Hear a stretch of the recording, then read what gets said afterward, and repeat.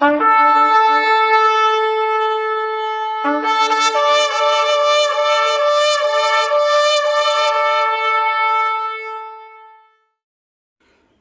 இயேசு கிறிஸ்துவின் நாமம் மகிமைப்படுவதாக.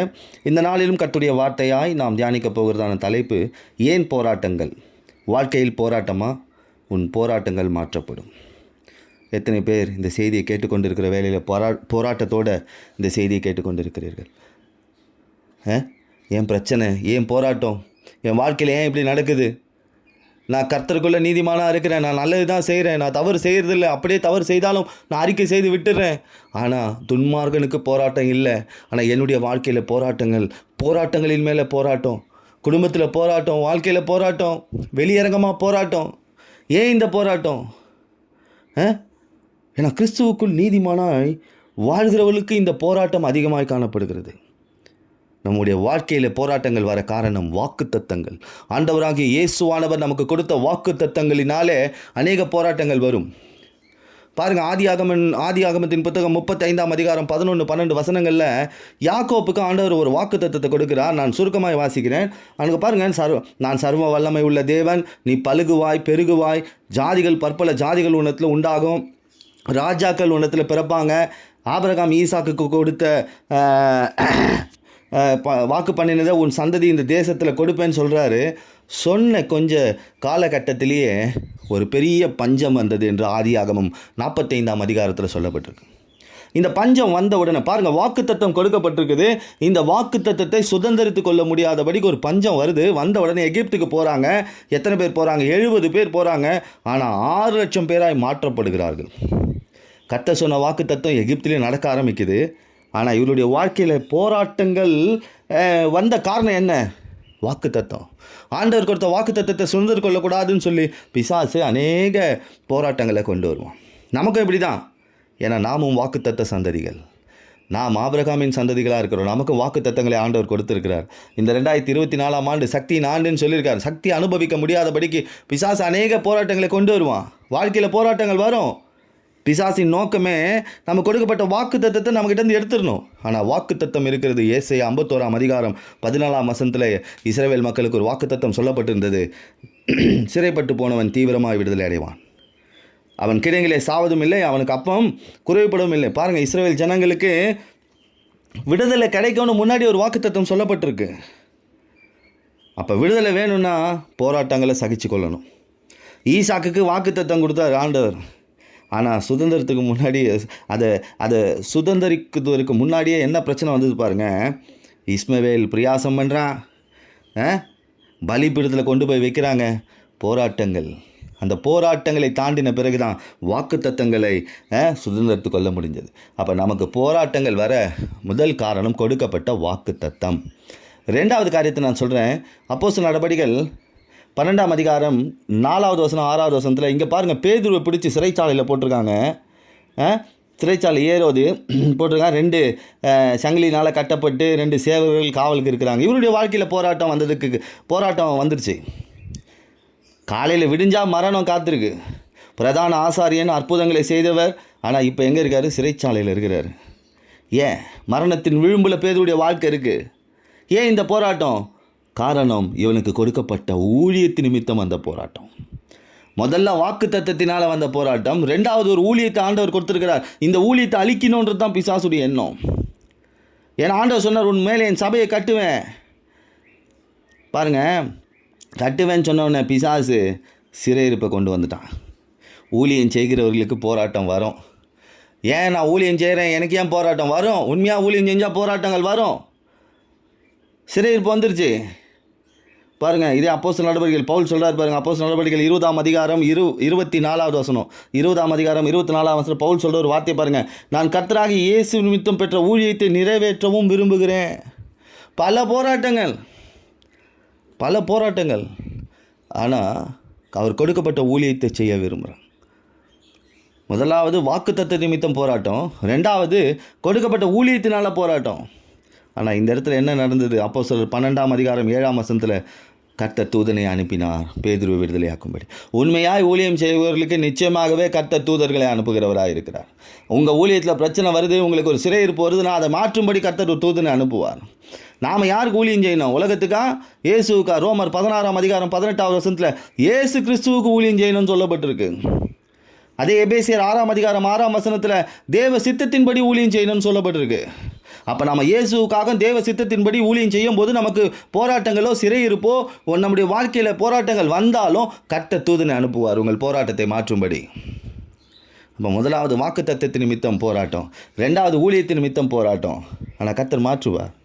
தானியேல் 3:19-20 வாசிச்சு பாருங்கள். சாத்ராக், மேஷாக், ஆபேத்நேகோ என்பவர்களை சூளையில் 7 மடங்கு சூளையை சூடாக்கி அதில் தூக்கி போடும்படி உத்தரவிட்டான். இவங்களுக்கு வந்த போராட்டத்துக்கு காரணம் என்ன தெரியுமா? அக்னி பரீட்சை. ஏன் இந்த போராட்டம் இவர்களுக்கு? ஆராதனை சரியாய் செய்பவர்களுக்கு போராட்டம் உண்டு, ஆனால் ஜெயமும் உண்டு. ஆராதனை சரியாக செய்கிறவங்களுக்கு போராட்டம் வரும். நம்முடைய ஆராதனை எப்படி இருக்குது? நம்ம எப்படி ஆராதனை பண்ணிகிட்டு இருக்கோம்? சும்மா கடமைக்கு செய்கிறோமா, இல்லை ஆண்டவருக்காக செய்கிறோமா? நம்முடைய ஆராதனை ஆவியோடும் உண்மையோடும் இருக்கணும்னு யோவான் 4:23 சொல்லப்பட்டிருக்கு. நம்முடைய ஆராதனை புத்தி உள்ள ஆராதனையாக இருக்கணும்னு சொல்லி ரோமர் 12:1 எபிரேயர் 12:28 சொல்லப்பட்டிருக்கு. பாருங்கள், இவர்கள் விசுவாசத்தை வேறு பேசுகிறாங்க. ஆராதனை மட்டும் இல்லை, விசுவாசத்தை பேசுகிறாங்க. நாங்கள் ஆராதிக்கும் தேவன் எங்களை தப்புவிக்க வல்லவர். அதே தானியேல் 3:17 ஆராதனை நிமித்தம் போராட்டம் வரும். ஒழுங்கு ஆராதிப்பவர்களுக்கு போராட்டம் வரும். ஆனால் முதல்ல தேவ தூதன் வந்து ஊழியத்தின் நிமித்தம் வந்த போராட்டத்தில் தேவ தூதன் வந்து விடுதலையை கொண்டு போனான், விடுதலையை உண்டு பண்ண. ரெண்டாவது பாருங்கள், இயேசுவே வந்துட்டார். இயேசுவை ஆராதிக்கும் போது இயேசுவே வருவார். அதே தானியேல் 3:24-25 சொல்லப்பட்டிருக்கு. இயேசு அவர்கள் மத்தியில் உலாவினார். அந்த இடத்துல 4வது ஒரு மனிதன் உலாவினார். அது இயேசுவை காண்பிக்கிறது. பவுலும் சீலாவும் சிறைச்சாலையில் துதித்து ஆராய்ச்சாங்க. சிறைச்சாலை அதிர்ந்தது. ஆராதிக்கிறவர்களுக்கு போராட்டம் வரும், ஆனால் இயேசுவே அந்த இடத்துல இறங்கி வந்து அந்த போராட்டத்திலேருந்து விடுதலை தருவார். என் போராட்டம் இப்போ இந்த கேள்விக்கு, உங்கள் கேள்விகளுக்கு நான் பதில் சொல்லி கொண்டு இருக்கிறேன். எனக்கு கொடுத்த வாக்கு தத்தத்தின் நிமித்தம் எனக்கு போராட்டம் வரும். நிச்சயமாகவே நான் வாக்கு தத்தத்தை சுதந்திரத்துக் கொள்வேன். நான் எனக்கு கொடுக்கப்பட்ட ஊழியத்தினால போராட்டம் வரும். வந்தாலும் எனக்காக தேவதூதன் வருவான். நான் இயேசு ஆராதிக்கும்படி அழைக்கப்பட்டவன். நான் ஆராதனை செய்வேன். எனக்கு போராட்டம் வரும். வந்தாலும் இயேசுவே எனக்காக இறங்கி வந்து என்னை விடுவிப்பார், என் போராட்டத்தை மாற்றுவார். 4வது காரியம் 1 சாமுவேல் 24:15-16 வாசிச்சு பாருங்க. கர்த்தர் நியாயாதிபதிகளிடமிருந்து எனக்கு உமக்கும் நியாயம் தீர்த்து எனக்காக வழக்காடி நான் உம்முடைய கைக்கு தப்ப என்னை விடுவிப்பாராக என்றார்.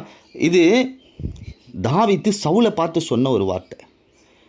கர்த்தர் நியாயாதிபதியாக இருந்து என்னை விடுவிப்பார், உன் கைக்கு விடுவிப்பார்னு சொல்லு. கர்த்தர் விடுதலை கொடுத்தாரு. சவுலுடைய கையிலேருந்து தப்பு வச்சு பெரிய காரியம் செய்தார். கரடி சிங்கத்துக்கிட்டேருந்து தப்பு வச்சு பெரிய காரியம் செய்தார். ஆனால் இவருக்கு போராட்டம். யாருக்கு? தாவீதுக்கு. ஏன் போராட்டம்? இவன் பெற்ற அபிஷேகம், இவன் மேலே இருந்த அபிஷேகத்தினால போராட்டம். நீங்கள் பெற்ற அபிஷேகத்தை எடுக்கும்படி போராட்டங்கள் வரும்.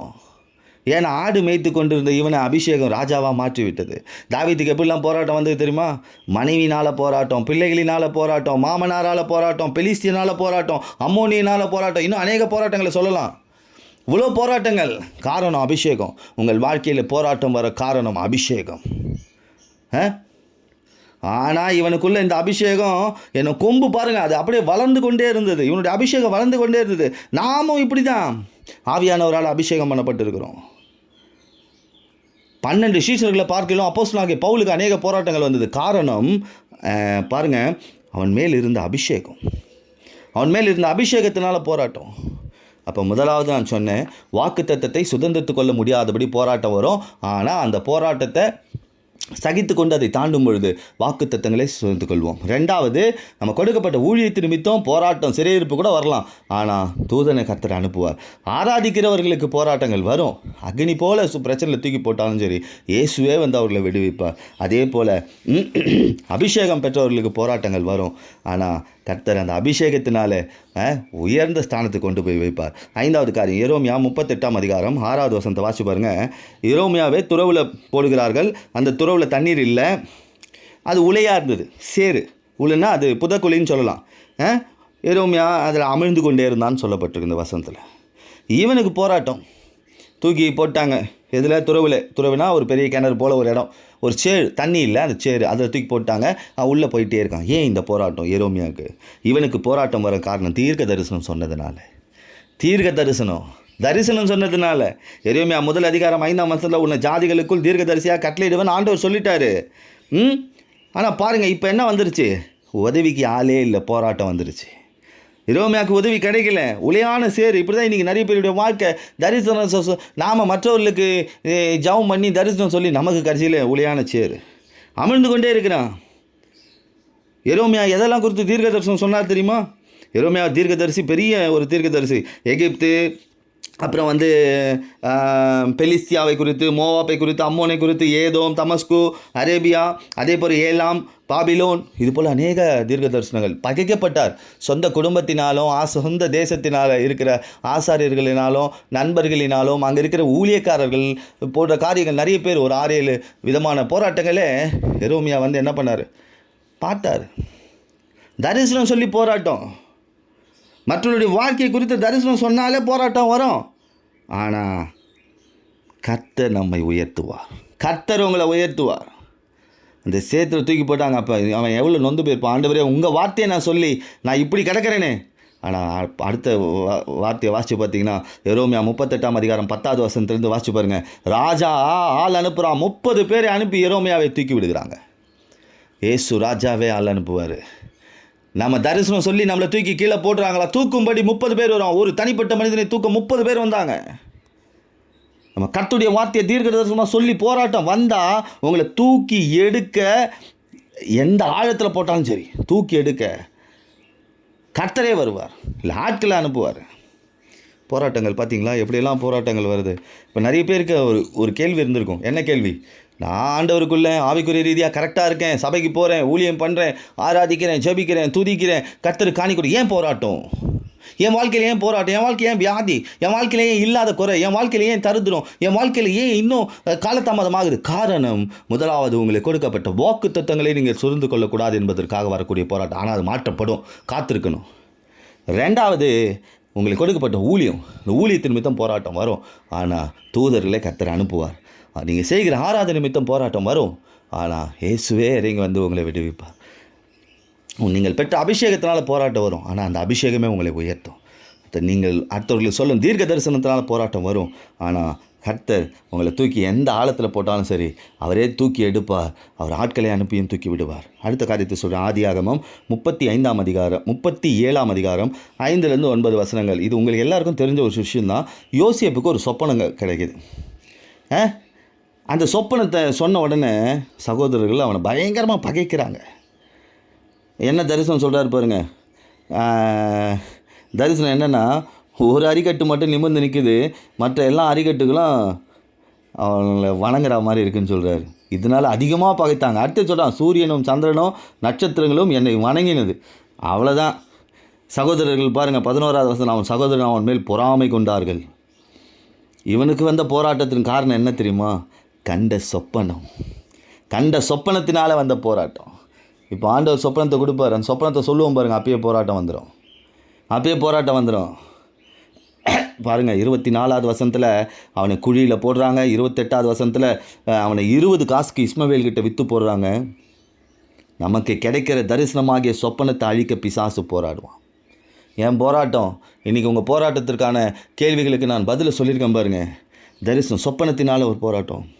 ஆனால் ஆண்டவர் கொடுத்த சொப்பனம் நிச்சயமாகவே நிறைவேறும். ஆதியாகமம் 41 அதிகாரம் 41, 42, 43 வாசி பாருங்கள்.